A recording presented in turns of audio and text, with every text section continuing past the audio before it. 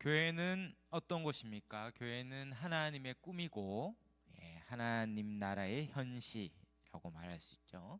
이 현시라는 말은 나타날 현의 보일시입니다. 보일시. 하나님 나라가 보이지 않는 영적 나라인데 우리가 어떻게 볼 수 있습니까? 이 교회를 통해서. 교회가 이 땅에 탄생하면서 하나님 나라가 이런 곳이구나 알게 되는 거죠. 하나님 나라가 교회를 통해서 산 위의 등대와 같이 환하게 밝혀서 저쪽으로 가면 살 길이 있구나.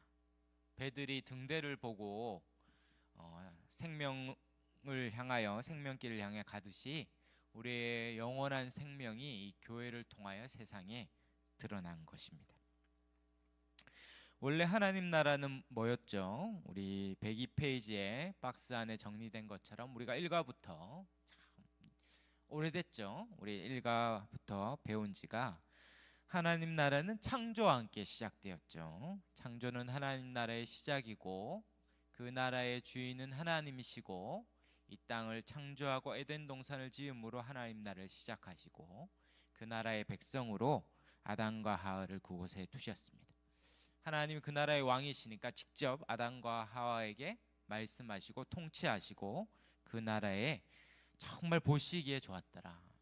사람을 짓고 다 완성한 뒤에는 보시기에 심히 좋았더라. 사람 살기에 제일 좋았더라 라고 만드는 말 그대로 천국, 하나님 나라가 시작되었습니다. 그런데 왜 이 세상이 이 지경이 되었습니까? 그것은 우리가 2과 때 했는데 바로 죄가 들어왔죠. 하나님 나라는 하나님의 왕이신 하나님을 주인으로 왕으로 인정하고 다스림에 순종할 때 그 복을 다 누리는데 아담이 범죄한 핵심, 사단이 유혹한 핵심이죠. 네가 하나님 같이 될 수 있다. 네가 스스로 나라를 건국해서 네가 왕 되어라. 그래서 하나님의 말씀에 불순종하고 선악과를 먹음으로 스스로 나라를 세울 줄 알았는데 그 결과는 자기 나라가 아니라 사단의 나라의 졸개가 되는, 아니 사단의 나라의 노예가 되어서 죄와 사망이 지배하는 이 사단의 나라에 종살이하는 인간이 되었죠. 거기에는 특징이 뭡니까? 부족과 빈곤이. 하나님 나라의 특징은 풍성과 충만, 기쁨이었다면 이 사단의 나라의 특징은 이 죄와 사망으로 표현되는 빈곤과 부족과 두려움과 염려와 죽음의 그림자, 슬픔과 고통이 그 특징이 되는 것이죠. 그래서 오늘날 사람들조차도 많이 가진 사람도 못 살겠다, 적게 가진 사람도 못 살겠다, 많은 걸 이룬 사람도 못 살겠다, 못 이룬 사람도 못 살겠다. 그러니까 이 땅의 것들이 아무리 뭔가가 있어도 그 삶의 진정한 만족과 유익이 없는 이유는 사람이 이 땅의 존재가 아니었다는 것을 반증해 주죠. 사람은 원래 이 땅에 속한 사람이 아니라 하늘에 하나님 나라에 속한 자인데 거기서 쫓겨남으로 진정한 안식과 진정한 기쁨을 누리지 못하는 존재가 된 것입니다. 그리고 결국 그 죄의 결과로 죽음이 모든 사람의 종착지가 되었죠. 그런데 어떻습니까? 하나님께서 내버려 두지 않으시고 우리가 상과 때 했죠. 하나님이 우리의 죄를 대신하여 사람으로 이 땅에 오시고 이제 12월 우리 성탄의 달인데 기쁘다 구주 오셨네. 우리의 구세주, 우리의 구원자인 주님이 사람으로 오셔서 사람을 대신하여 죄값을 치르고 십자가에 우리 대신 형벌을 다 당하셔서 죄를 없이 하시고 또한 그분이 죽음에서 부활하심으로 우리도 죽을 생명이 아니라 부활 생명을 받아서 또 주님은 승천하시고 성령을 보내셔서 그 모든 하늘의 복을 다 누리는 자가 되었죠. 구약에 누누이 예고했던 그날, 그분이 오셔서 이룬 그 나라에 들어갑니다. 그래서 예수님이 오시자마자 첫 마디가 회개하라 천국이 가까웠다. 그 예수님의 제자들도 다 천국의 복음, 하나님 나라의 복음을 전한 것입니다. 그러므로 지금 우리는 어떻습니까? 이제 예수 그리스도를 믿음으로 이 모든 복을 얻습니다. 우리가 행함으로 모든 것을 단 하나도 얻을 수 없었는데 바로 예수님을 믿음으로 어떻게 된다고요? 성령이 우리를 2000년 전으로 데려가서 예수님이 죽을 때 우리도 죽고, 그래서 옛날에 서동력은 죽었어요. 죄와 사망의 지배 가운데 허덕이던 그런 인생은 죽고 예수님이 부활할 때 우리도 부활한 거죠. 예수님이 가진 그 생명, 내 안에 예수의 생명이 들어와서 살아가는 거죠. 그 생명을 누가 가져오신다고요? 성령님이. 이 생명의 성령께서 죄와 사망에서 우리를 구원해내신다 말합니다. 그것을 다른 말로 우리가 뭐라고 얘기했습니까? 오가할 때 연합으로 설명했죠. 우리가 믿을 때 일어나는 것이 그리스도와 딱 연합한다. 바로 예수 안에 우리가 딱 들어와서 우리가 감히 예수님처럼, 작은 예수처럼 하나님 앞에 서기 때문에 하나님은 나를 직접 보지 않고 예수 안에 있는 서동력, 예수님처럼 보이는 서동력으로 서는 거예요. 결코 잃어버리지 않는 완벽한 하나님의 형상으로 회복된 거죠. 이것을 또 다르게 설명한다면 성령님은 양자의 영으로 왔다. 양자, 아들의 영, 아들 되게 하는 영으로 왔다. 우리가 설명했죠, 지난 시간에. 그래서 성령님은 우리 가운데 오실 때 우리를 하나님을 아버지라 부를 수 있는 자녀됨의 특권을 우리에게 가져다 주신 겁니다. 그래서 우리가 하나님 앞에 설 때마다 우리 예수 안에 있기 때문에 하나님 앞에 예수님도 하나님의 아들이시듯이 우리도 하나님 앞에 아들로서 딱 서는 거예요. 아들로서. 그래서 아들로서 아버지의 모든 것을 다 받는 이 상속의 특권을 누립니다. 이게 지난 6과까지 정리입니다. 대단하지 않습니까? 5분 만에 제가 1년치 내용을 정리했는데 너무 감사하죠. 계속 잊어버리시고 전문용어로 까먹는다 그러는데 계속 매일같이 까서 드시고 하면서 해서 제가 늘 새롭게 전할 수 있는 특권이 있습니다. 이 복을 우리가 뭐라고 했냐면 지난 시간 끝내면서 우리 1장 3절 에베소서 1장 3절 여기 100페이지에 에베소서 1장 3절 이게 너무 중요해서 쉬운 성경으로 얘기했었어요. 제가 한번 읽어드리면 에베소서 1장 3절에 우리 주 예수 그리스도의 아버지 되시는 하나님께 찬양을 드립니다. 하나님께서는 하늘에 있는 모든 영적인 복을 그리스도 안에서 우리에게 내려 주셨습니다. 아멘. 예수님을 믿음으로 어떻습니까? 무슨 복을 받는다고요? 하늘에 있는 모든 영적인 복을 그리스도 안에서 받아요. 모든 복이죠. 더 받을 것이 없이 다 받았다. 그리고 그것은 이 땅의 거와 비교할 수 없는 하늘의 것이고 그것은 영적인 신령한 성령님이 주시는 복이다. 그 뒤에 에베소서 1장 4절부터 14절까지 아주 매번 반복하고 혹시 성경의 맥을 들은 분들이나 교회론을 들은 분들은 이 에베소 1장이 얼마나 중요한지를 계속 반복한다는 걸 알게 돼요. 거기에 보면 그 복을 설명해줘요. 1장 4절부터 5절 제가 읽어드릴게요. 곧 창세전에 그리스도 안에서 우리를 택하사 우리로 사랑 안에서 그 앞에 거룩하고 흠이 없게 하시려고 그 기쁘신 뜻대로 우리를 예정하사 예수 그리스도로 말미암아 자기의 아들들이 되게 하셨나니. 여기서 창세전에 우리를 택하셨다. 그리고 우리를 깨끗하게 하셨죠. 죄를 다 없애서 흠이 없게 하셨대요. 그리고 그걸 마지 못해 한 게 아니라 기뻐하셨다 그러죠. 그렇게 깨끗하게 흠이 없게 해서 하시려는 목적은 뭐였습니까? 자기 아들들, 자녀로 삼으시기 위해서 우리를 하셨다라고 말합니다. 바로 자녀됨이 최고의 복이죠. 하나님이 우리를 아버지, 우리 아버지께서 아버지 노릇 해주신다 말합니다. 제가 한 번씩 비유도 드는데 저희 이제 쌍둥이 애가 내년에 학교에 갑니다. 참 너무 감사해요. 빨리 군대를 보내야 되는데 학교에 이제 가는 거예요. 학교에 가니까 선생님이 이제 스케치북을 사오라는 거죠. 그러니까 다 오는데 얘가 자기 방에 탁 들어가서 둘이서 서로 대화하는 거야.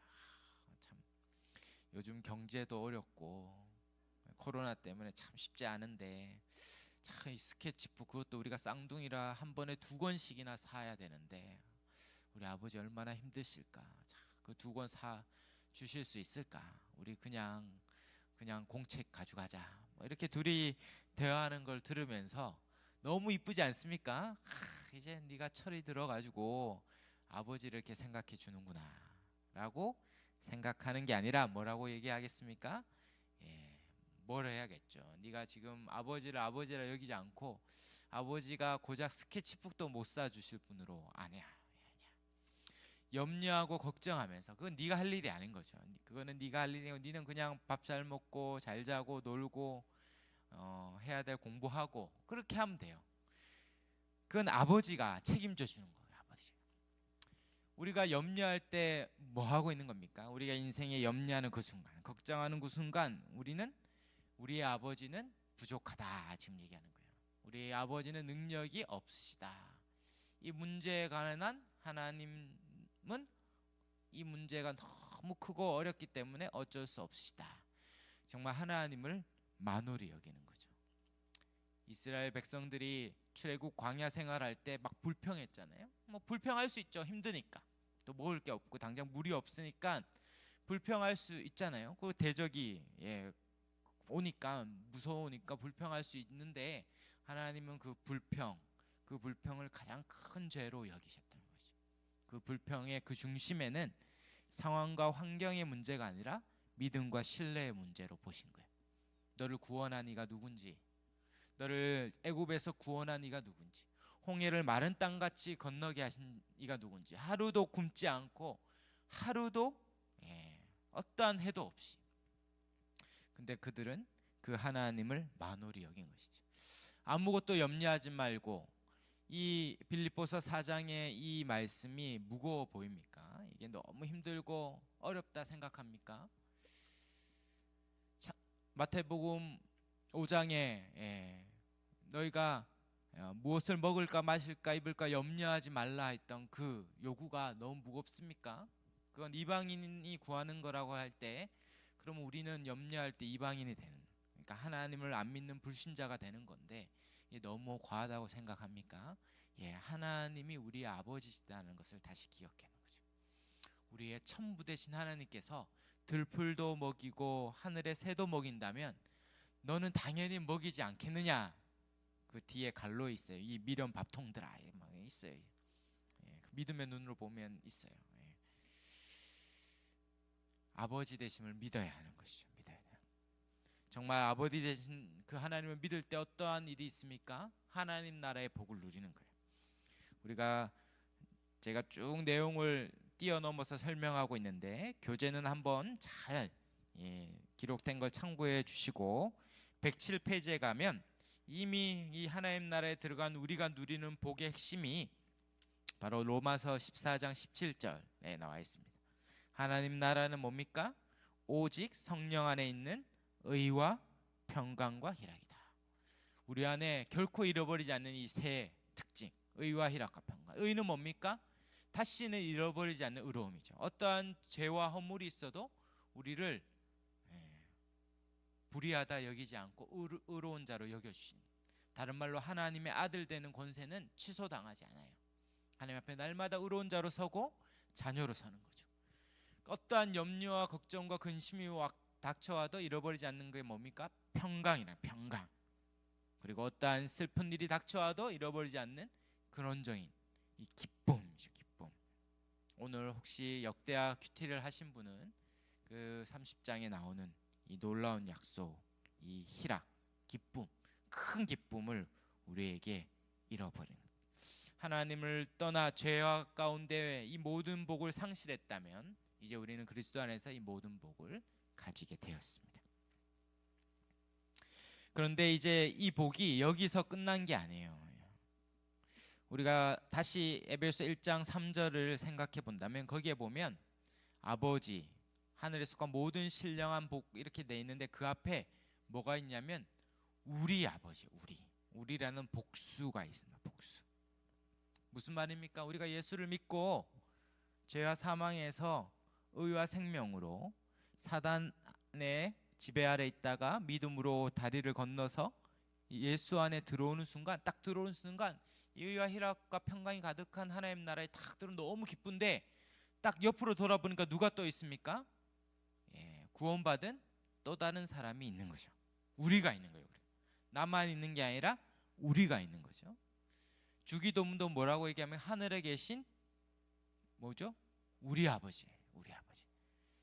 사도신경도 우리 주 예수 그리스도를 믿사오니. 그 모든 신앙 고백과 우리 하나님을 향한 기도의 그 다 뭡니까? 복수예요. 복수. 복수. 바로 구원은 뭡니까? 대단히 공동체적인 거죠. 구원은 단순히 하나님과 우리가 자녀됨의 특권을 얻고 아버지 노릇해 주는 것을 얻는 것뿐만 아니라 옆으로 구원의 이제 수평적인 공동체적인 측면에서 옆 사람과 완벽한 하나됨과 평화로운 관계를 누리는 이 공동체, 상상할 수 없는 이전에 이 땅에서 한 번도 경험하지 못한 새로운 관계, 새로운 공동체가 탄생한 거예요. 그래서 존 스토트 목사님이 에베소서 강해란 책을 보시면 그 책의 제목이 뭐냐면 하나님의 새로운 사회라는 거예요. 에베소서 강해의 부제가 하나님의 새로운 사회. 영어로 보면 New Society. 우리가 이 땅에 이 대한민국의 사회에서는 전혀 경험할 수 없는 이 사분오열된 동서와 남북과 계층과 남녀와 수만 가지로 하여튼 나눌 수 있는 한 다 나누는 하나됨을 도저히 경험할 수 없는 이 사회 가운데 그게 우리나라만 그런 줄 알았더니 이제 미국도 그렇더라고요. 아무것도 인정하지 않는 서로를 아무것도 용납할 수 없는 차이만을 강조하는 이 사회에 그리스도 안에 들어왔더니 새로운 사회, 새로운 나라, 새로운 공동체가 형성된 거죠. 그것을 바로 교회라고 합니다. 교회. 그래서 에베소서 1장 9절 10절에 이 구원을 설명하면서 이런 표현을 합니다. 제가 한번 읽어드릴게요. 에베소서 1장 9절 10절에 그 뜻의 비밀을 우리에게 알리셨으니 이 비밀이었는데 드디어 알려주셨어요. 그의 기뻐하심 따라 너무 기뻐하신 일이죠. 그리스도 안에서 때가 찬 경륜을 위하여 예정하시고 드디어 그 때가 찼어요. 뭡니까? 하나님의 구원 경륜이 차서 드디어 예정하신 그 일이 딱 이루어졌는데 10절입니다. 한번 들어보십시오. 하늘에 있는 것이나 땅에 있는 것이 다 그리스도 안에서 이 중요한 표현이죠. 통일되게 하려 하심이라. 바로 하나님의 구원 경륜, 구원 계획의 핵심이 뭐냐면 통일이에요. 통일. 우리가 어릴 때부터 배워왔잖아요. 노래도 불렀는데 우리의 소원은 통일이에요. 통일. 그때 우리가 그 노래를 불렀던 그 놀라운 구원 경륜이 오늘 드디어 드러난 거예요. 왜 우리가 통일을 그렇게 불렀던가? 이게 구원의 핵심이에요. 핵심. 여기서 통일이라는 뜻은 원래 기본적인 이 헬라어 뜻은 머리로부터의 하나됨이에요. 이 머리로부터 밑이 이렇게 하나 되었을 때 그것을 통일이다 이렇게 얘기합니다. 무슨 말이냐면 이 머리 대신 그리스도 안에서 우리가 하나 되었다. 하나 될 하나님의 구원의 계획이 드디어 이루어졌다 이렇게 말합니다. 그게 뭐냐면 바로 우리가 읽었던 1장 20절부터 나오는 얘기예요. 바로 1장 20절에 뭐가 나옵니까? 그리스도께서 이 땅에 오셔서 우리를 위하여 죄를 위하여 죽으시고 부활하시고 승천하시고 보좌의 우편에 앉으셔서 그다음 21절 에베소서 1장 21절에 만물을 통치하시고 그 다음에 22절 23절 우리 22절 23절 한 번 더 읽어볼까요? 우리 성경책이나 우리 교재에 보면 에베소서 1장 22절 23절 읽겠습니다. 시작. 만물을 그의 발 아래에 복종하게 하시고 그를 만물 위에 교회의 머리로 삼으셨느니라. 교회는 그의 몸이니 만물 안에서 만물을 충만케 하시는 이의 충만함이니라. 아멘. 1장 3절부터 1, 2절은 인사고 1장 3절부터 하나님의 구원 경륜의 모든 복을 주셨다. 통일이다 막 설명하다가 구구절절 설명하고 기도하다가 마지막 1장 마지막에 드디어 그 모든 복, 모든 구원의 목적, 목표, 구원의 경륜의 목적, 목표가 뭐냐면 바로 만물을 교회로 말미암아 충만케 하시겠다. 바로 목적의 핵심이 뭐라고요? 구원의 목표가 뭐라고요? 교회다. 교회. 이 만물을 그의 발 아래 복종하는 거예요. 우리 그림을 한번 그려볼까요? 이 만물이 이 땅에 쫙 있으면 예수님이 딱 서 있어요. 예수님은 이제 사람으로 오셔서 딱 발을 딱딱 두 발로 딱 딛고 발을 만물 위에 딱 서 있어요. 그리고 만물 위에 뭡니까? 머리가 있어요. 그러니까 머리만 둥둥 떠 있는 거 생각하면 안 되겠죠? 이 머리가 있으면 머리에 뭐가 있습니까? 몸이 있어요. 몸이. 23절에 몸이 뭡니까? 교회가 다 예수님의 몸으로 있어요. 그리고 뭐라고 말합니까? 이 만물 안에서 이 만물을 충만케 하시는 충만함이 그리스도의 머리로부터 몸인 교회로 막 해요. 그러면 만물을 충만하시는 이는 그리스도, 만물을 충만하게 하시는 예수 그리스도의 충만함이 결국 뭐겠습니까? 교회인 거죠. 교회. 이 세상을 다 충만케 하시는 그 머리 대신 그리스도의 머리로부터 그 충만함이 다 몸으로 내려와서 그 몸이 그 모든 충만함을 누리는 거예요. 그러면 교회는 이 세상의 충만이요, 이 세상의 구원의 목조요, 하나님 주시는 복의 절정입니다. 절정. 이걸 설명하려고 여기까지 왔습니다. 교회는 뭐라고요? 하나님의 구원의 목적입니다. 교회는 그런 게 아니에요. 교회는 혼자 신앙생활하면 외로우니까 그래도 좀 모여서 신앙생활하면 도움이 되니까 그래 혼자도 괜찮지만 모이자. 근데 모였더니 막 서로 막 아직도 이제 구원을 이루어가는 과정 중에 있으니까 부족하고 상처받고 연약하니까 모였더니 속만 시끄럽네. 그래서 이제 나 교회는 안 나가고 그냥 혼자 신앙생활 해야지. 요즘 더 유튜브가 발달하니까 영상 예배가 발달하니까 더 그런 사람이 많죠. 그래서 교회는 안 나가고 나는 그래도 신앙생활하는 성도야. 그래서 가나안 성도. 가나안 이게 거꾸로죠. 가나안 거꾸로 하면 안 나가 성도. 안 나가 성도, 가나안 성도가 있는 거예요. 나는 교회는 안 나가지만 성도라고. 성경은 뭐라고요? 그런 성도는 성경에 한 번도 말한 적이 없어요. 교회를 안 나가는 성도가 없어요. 왜요? 교회는 하나님의 구원의 목표였는데, 목적이었는데, 이 땅이 하나님이 이 세상의 교회를 탄생하고 하나님 나라가 이 교회 안에 충만함으로 다 부어져서 세상은 이 교회 안에 들어오면 그 충만을 맛보고 마지막 새하늘과 새 땅, 창세기 21장의 새하늘 새 땅이 되면 교회가 이 세상이 되는 거예요.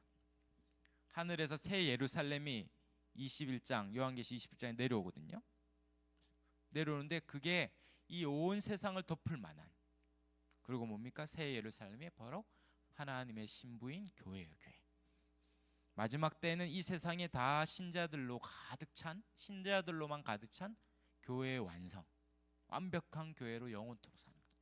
그러므로 교회는 장차 우리가 들어갈 천국이 어떤 곳인가, 완성된 천국이 어떤 곳인가를 확인하는 곳이에요. 뿐만 아니라 처음부터 에덴 동산을 창조할 때부터 하나님은 거기에 교회의 원형을 두셨어요. 교회가 얼마나 복된지 에덴 동산을 보면서 그 교회의 첫 구성원이었던 아담과 하와를 통해, 아담과 하와가 죄를 지은 이후에 하나님은 이 교회를 이 세상에 탄생할 거로 계속 예고했어요. 그래서 구약의 이스라엘은 교회의 모형이고, 신약에 탄생한 신약 교회는 교회의 원형의 모형의 성취죠. 성취. 그래서 구약의 이스라엘 백성을 히브리어로, 오늘 이제 히브리어 헬라어를 배워 가실 거예요. 히브리어로 카할이라고 불렀어요. 구약의 카할, 영어로 애플, 애플이 영어로 한글말로 뭡니까? 사과. 너무 쉬운 단어를 해서 무시한 것 같은데 다른 거 없나? 애플, 애플이 사과이듯이 히브리어로 카할이 뭡니까? 한국말로 백성, 회중, 하나님의 여호와의 회중, 여호와의 백성을 카할이라고 불렀어요. 근데 그거를 신약 성경은 그리스어, 헬라어로 기록됐죠. 그리스어로 번역할 때 이 카할이라는 히브리어를 그리스어로 번역하니까 그게 무슨 단어겠습니까? 에클레시아 들어보셨죠? 에클레시아라는 단어로 번역했어요. 뭡니까? 교회죠. 교회. 그러므로 구약의 하나님의 백성은 신약의 교회죠. 그래서 성경은, 신약 성경 뭐라고 얘기합니까? 구약의 이스라엘 백성은 모형이고 진짜 백성은 새 이스라엘이다. 새 이스라엘. 바로 교회를 새 이스라엘이라고 부릅니다. 구약의 이스라엘 백성이 하나님이 아버지 노릇해 주셨죠. 홍해를 가르고 불 기둥과 구름 기둥으로 인도해 주시고 메추라기와 만나로 먹이셨듯이, 신약의 우리의 교회의 백성들, 우리는 하나님의 아버지 노릇해 주셔서 매일같이 주기도문으로 기도하는 자들에게 일용할 양식을 다 주시는 하나님이 구약에 약속된 그 일들을 다 성취하여 우리를 먹이시고 입히시고 인도해 주시는 거예요. 구약은 모형이었어요. 모형. 쉽게 말해 모델하우스에서 뭐예요? 저기 이제 아파트 단지가 들어올 텐데 그 짓기 전에 먼저 모델하우스부터 짓죠. 그 실제로 들어가면 실제로 짓는 아파트의 자재를 똑같이, 디자인도 똑같이, 실제로 싱크대에 가서 이렇게 탁 하면 물이 나오죠. 화장실에 변기 내리면 물이 진짜 내려져요. 침대도 똑같이, 구조도 똑같이 만들어 놓고 뭡니까? 이게 모델하우스예요. 모형이죠, 모형. 이걸 보면 아, 장차 아파트가 저래 지어지겠구나 알죠. 그래서 모델하우스에 맨날 가서 보고 어느 평수에 어떤 형태를 할까를 계약하죠. 그런데 언제까지입니까? 언제까지 모델하우스는 있습니까? 예, 아파트가 다 지어지고 입주하게 되면 이제 모델하우스를 갈 필요가 없죠. 자기 집으로 가요, 집을. 이때 이 사람은 계속 모델하우스만 가는 거예요. 모델하우스 가서 침대에 누워서 막 거기서 자고 막 그 소파에 앉고. 예, 처음은 그럴 수 있지만 집이 완성되면 이 모델하우스는 곧 부셔집니다. 그래서 가건물로 짓는 거예요. 이따가 사라질 거니까. 구약은 뭡니까? 모델하우스죠. 계속 뭘 보여줍니까? 장차 하나님이 지을 그 세계, 그게 얼마나 복되고 좋은지. 그래서 구약 성경이 지금도 예수님이 오시고 지금도 우리는 신약의 교회인데도 왜 구약 성경을 읽고 봅니까? 예, 하나님이 주실 복이 얼마나 좋았는지를 구약에 보면 볼수록 더 기대하죠. 자꾸 속으니까, 자꾸 이 땅의 것들에 속으니까 구약을 보면서 아, 원래 주시려는 게 이거였지, 원래 우리에게 주시려고 집이 이거였지, 우리가 다시 구약을 통해 확인하고 기뻐하고 더 믿고 확신하는 거예요. 그래서 구약의 모든 것이 예고하고 기대했던, 구약의 모든 선지자들이 예고했던, 구약의 모든 백성들이 꿈꿨던 그 일들이 신약의 예수님의 오심으로 다 이루어졌고 우리는 그것을 다 맛보고 살아갑니다. 하나님 나라의 모든 복, 하나님 나라의 현 시간 뭐라고요? 교회예요, 교회. 예, 너무 기쁘죠? 예, 축하드립니다. 예, 축하드립니다. 너무 기쁜데 얼굴에 억지로 감추고 계신데 표현해도 괜찮습니다. 너무 기쁘죠. 정말 저 밖에 있을 뻔했는데 지금도 예, 하나님 나라가 천국이 안 온 줄 알고, 아니면 이 땅이 천국인 줄 알고, 아니면 내 인생 한번 천국 만들어 보려고 길을 쓰고 살면서 허덕이다가 죽어 썩어 없어질 뻔했는데 우리가 보이지 않는 천국을 볼 수 있는 눈이 열리고 그것을 미리 맛보고 들어와서 누릴 수 있는 특권을 얻어서 이 자리에 있다는 거, 이 자리에 있다는 거. 이게 너무 큰 복이죠, 큰 복. 바로 이것이 하나님 나라의 백성인 교회에 들어온 저와 여러분이 누리는 복이다라고 성경은 얘기합니다. 그런데 이 복을 누가 주신 겁니까?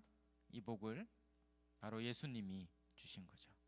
그래서 교재에 보시면 108페이지에 예수님이 친히 얘기하시죠. 108페이지 제일 밑에 보시면 마태복음 16장에 신약의 처음 교회라는 단어가 등장하는 장면인데 예수님이 물으시죠, 베드로에게 너는 나를 누구로 아느냐?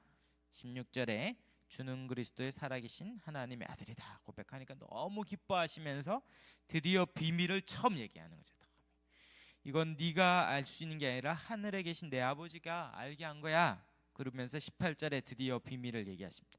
또 내가 네게 이르노니 너는 베드로라. 내가 이 반석 위에 누구의 교회입니까? 내 교회를 세우리니 음부의 권세가 이기지 못하리라. 예수님이 내 교회라고 불리는 주님의 교회를 이 땅에 세우시는 거죠. 주님이 붙들고, 주님이 한번 딱 붙들면, 주님의 권세 안에 딱 붙들면 이 세상의 어떠한 음부의 권세도 건드릴 수 없어요. 주님 앞에 딱 들어오면 누구도 빼앗을 수 없어요. 어떤 분은 자꾸 속고, 어떤 분은 자꾸 교회 안에 들어오고 그리스도 안에 들어왔는데도 자꾸 눌린다 이런 표현을 써요. 눌린다. 예. 가히 눌린다. 뭐 잘 때 누가 배 위에 가히 이렇게 얹는 겁니까? 왜 가히가 눌린지 모르겠는데 하여튼 죄송합니다. 가히 눌린다. 가히 눌리는 거 전날에 운동을 많이 하거나 요즘 걱정이 많거나 그래서 그렇지. 어떠한 악한 영이 누를 수 없어요. 잘 생각해 보세요. 우리가 그리스도 안에 이렇게 있잖아요. 그리스도 안에 우리가 딱 있는데 악한 영이 우리를 건들리면 어떻게 됩니까? 그리스도 안에 있는 우리를 들어와서 우리를 끄집어내야 돼요. 근데 들어왔다가는 박살나죠. 아무도 그리스도 안에 우리를 건들 수 없습니다. 산에 가다가 이제 산에 가면 꼭 좋은 정말 경치 좋은 곳에는 꼭 절이 있죠. 그래 절이 있고 그래서 절에 들어가면 자꾸 눌린다 이런 게 눌린다 막 눌린다.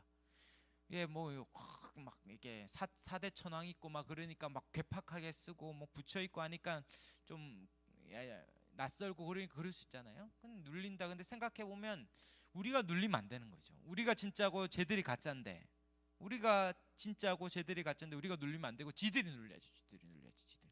우리가 가면 막 팔이 잘리거나 목이 잘리거나 막 그렇게 해야 되는데 이거 밖에 나가면 안 되는데 예. 자기들이 눌려야지. 우리가 진짜인데 우리가 자꾸 눌린다. 그러니까 속이는 겁니다. 사단이 뭡니까? 사단이 우리를 잡아 건들 수는 없지만 뭘 할 수 있습니까? 속일 수는 있어요. 사단의 별명이 뭡니까? 거짓의 아비예요. 아비. 계속 속이죠. 자꾸 눌린다. 그렇지 않아요. 그 문화 예술품입니다. 고려 시대 이럴 때 통일신라 시대 만들어 놓은 너무 귀한 거잖아요. 그거 보러 가세요. 이거 불국사 이런 데 한 번씩 가가지고 정말 그거 국보잖아요. 국보. 우리를 위해서 잘 갖고 놓은 겁니다. 이거 보면서 다 보면은 되게 인지하게 생기셨어요. 마음도 편안해집니다. 이렇게 보고 야 멋있다. 잘 만들었네. 저 어떻게 깎았어? 이걸 보면 보죠. 금이네 금. 막 이러면서 보고 구경하고 이게 다 불국사 한 바퀴 다 구경하면 되지. 꼭 그거 눌린다고 이렇게 피해 가시는 분 있더라고요. 그러지 말고 그 우리 문화 유적지인데 이렇게 가고 그렇게 해야 됩니다. 그럴 수 없어요. 그러면 눌린다. 뭐 부적들 있는 집에 들어가면 눌린다. 지들이 눌려야지. 그러니까 부적이 있으면 야 글씨 못 썼네 이렇게 그러고 다 이렇게 가야지. 자꾸 어디 가거나 악한 기운이 있다 없어요. 악한 세력이 있죠. 그러나 그들이 우리를 건들 수 없고 뭐합니까? 속이는 거예요. 속이는 거. 계속 속이는 거죠. 속이는 거. 이전에 어떠한 것들을 속이는 거예요. 제가 어렸을 때 이렇게 동네에 구슬했거든요. 진짜 영적인 능력이 있나 봐요. 이렇게 작두가 있는데 천을 던지니까 천이 싹 잘리더라고요.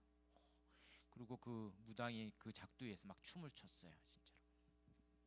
근데 우리가 하니까 애들은 가라 그러면서 막 던지시더라고요. 그래가지고 도망쳤는데 영적인 세력이 힘이 있죠. 그 악의 힘이 있어요. 악의 힘이 있죠. 그러나 그게 아무리 커도 어떻습니까? 우리를 절대 해할 수 없는 거예요. 그 누구도 해할 수 없고 그 누구도 해칠 수 없는 완벽한 보호 안전이 우리 가운데 있습니다. 세상이 무너지고 우리 인생에 일어나는 수만 가지 일이 있을 때 우리는 물어야 되는 것이죠. 하나님이 계신가 안 계신가? 나는 하나님의 자녀인가 아닌가? 그분은 지금도 살아계셔 나를 돌보는가 안 보는가? 우리가 이 몇 가지 20곡에까지 갈 필요 없습니다. 몇 가지 질문만 던져봐도 내가 염려하고 근심하고 두려워하는 것은 불가능한 일인 것이죠. 그러므로 하나님이 살아계시다면 그분이 나의 아버지가 되셨다면 자기 아들도 아끼지 않고 내어준 게 맞다면 정말 하나님 나를 지키실 거다. 돌아가는 것 같고 더디가는 것 같고 안 되는 것 같지만 나는 그리스도 안에서 안전하다. 나를 지키실 것이다. 하나님이 나를 온전하게 하시고 돌보실 것이다. 이 세상에 있는 모든 것이 땅이 꺼지고 하늘이 무너지고 사방이 우겨싸도 쌓이지 않을 것이다. 하나님이 나를 망해도 천국이고 죽어도 천국이고 이 땅의 끝이 죽음이 끝이 아니라 죽음은 천국으로 입성하는 천국 환송 예배일 것이다. 우리가 이 모든 것을 믿는 것이죠. 그 믿는 자들이 모인 곳이 뭡니까? 교회요. 그 교회가 하나님이 누리는 하나님 나라의 현시요 하나님 나라의 복의 절정입니다. 이것을 믿음으로 그리스도 안에서 교회 안에서 안정과 평안과 확신을 누리며 살아가는 저와 여러분이 다 되시기를 주의 이름으로 축원합니다. 아멘. 아멘.